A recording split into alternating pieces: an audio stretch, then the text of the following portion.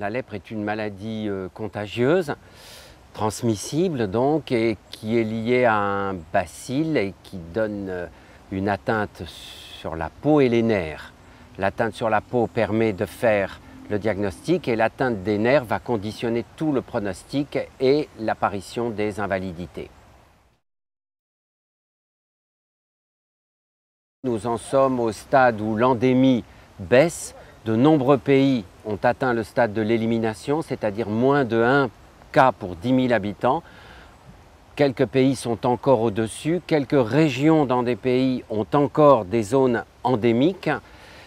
À partir du moment où ça n'est plus une endémie, ça reste une maladie contagieuse, ça reste une maladie à traiter, mais on voit un peu le bout du tunnel. L'OMS pensait qu'en l'an 2000 on y serait, en 2011 aujourd'hui on n'y est pas, mais souvent j'ai l'habitude de dire c'est une maladie qui a 2000 ou 3000 ou 4000 ans, qu'est-ce que c'est que 50 ans? Si on en sort dans 50 ans, on ne baisse pas les bras, on est tous mobilisés, on ne baisse pas les bras et si on s'en sort dans 50 ans, on sera aussi content, peu importe. À l'échelle de l'humanité, ça n'est pas catastrophique. On sait très bien que ce bacille est dans l'air et que le malade va le futur malade va le respirer et c'est un bacille qui est expectoré par les malades porteurs par le biais de l'éternuement, de la toux, des crachats. Donc c'est dans l'expectoration par le nez et la bouche que les bacilles partent dans la nature, dans l'air, et que quelqu'un va le respirer. Donc c'est la même transmission que le bacille de la tuberculose, et c'est le même concept en quelque sorte que la grippe ou le rhume. Et puis ce bacille va se mettre à une prédilection pour la peau, et il a un tropisme très particulier pour les nerfs périphériques. Donc les nerfs périphériques, ce sont les nerfs en périphérie, c'est-à-dire les nerfs qui vont aller vers les yeux, les mains et les pieds.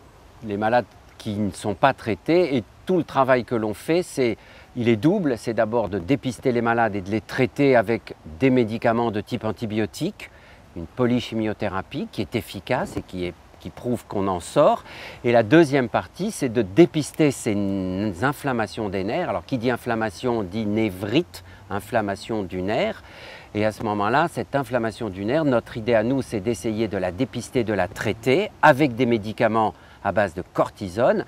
Et dans la plupart des cas, on s'en sort, on arrive à traiter la névrite. Si on n'y arrive pas ou si on arrive trop tard, la névrite évoluée donne les fameuses paralysies qui, une fois qu'elles sont installées, vous donnent le défaut de fermeture des yeux, les griffes sur les mains, les griffes et les pieds tombants, et surtout l'insensibilité de la peau au niveau de la paume des mains et de la plante des pieds, qui est la porte ouverte à bien sûr tous les ennuis qui vont arriver. Éradiquer, c'est comme on a réussi pour la variole, c'est-à-dire il n'y a plus de cas.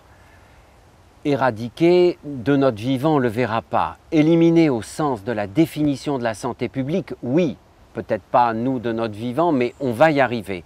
C'est-à-dire qu'on gardera il restera des foyers. Je crois qu'actuellement dans le monde, l'OMS, quand elle déclare ces chiffres, on est à 200 ou 250 000 cas nouveaux par an dans le monde. Avec des pays où il y a beaucoup de cas déclarés, comme l'Inde ou le Brésil. Il faut bien sûr rapporter ça à la population, mais toute la zone où il faut le retravail, qui est l'Afrique de l'Ouest, tous ces pays sont au-dessous, sont au seuil de l'élimination, sont au-dessous de 1 pour 10 000. Madagascar vient d'y arriver, mais ensuite, on reste à ce chiffre où on arrive à 0,8, 0,9, mais voilà, il reste des malades. Et le gros problème aujourd'hui, c'est de garder une compétence, c'est de garder un savoir-faire sur le dépistage et sur le diagnostic de cette maladie, parce qu'à partir du moment où il y en aura moins, on va perdre une expertise. Et on est justement, nous, en train d'essayer de maintenir ce niveau et de développer au maximum le dépistage de ces névrites et de les traiter. Et là, on est dans un chapitre extraordinaire qui s'appelle la prévention des invalidités. Une fois qu'on a prévenu l'invalidité, le malade n'a pas d'invalidité, il n'est pas exclu socialement, il n'est pas exclu professionnellement au niveau de son travail et donc il reste dans la vie sociale et la vie culturelle là où il est.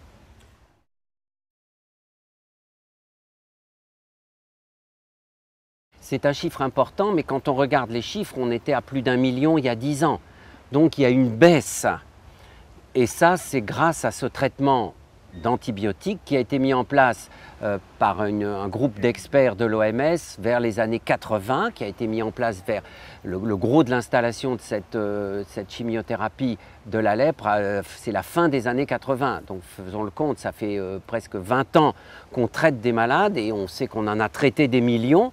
On reste avec les malades handicapés dont il faut s'occuper, mais quelque part, tout le monde pensait que l'endémie aurait baissé beaucoup plus vite. Et ça stagne un petit peu. Bon, voilà, il faut en faire le constat. Oui, il faut être optimiste. Il ne faut pas baisser les bras. Il faut continuer à travailler, il faut être courageux, il faut se battre des fois avec des experts un peu dogmatiques, des experts internationaux qui disent non, vous devez faire ci, vous devez faire ça. Il faut, nous les gens de terrain, et tous les gens qui travaillons avec Follereau, on est un peu comme ça, on n'est pas dogmatiques, on est des pragmatiques et des optimistes, oui, bien sûr.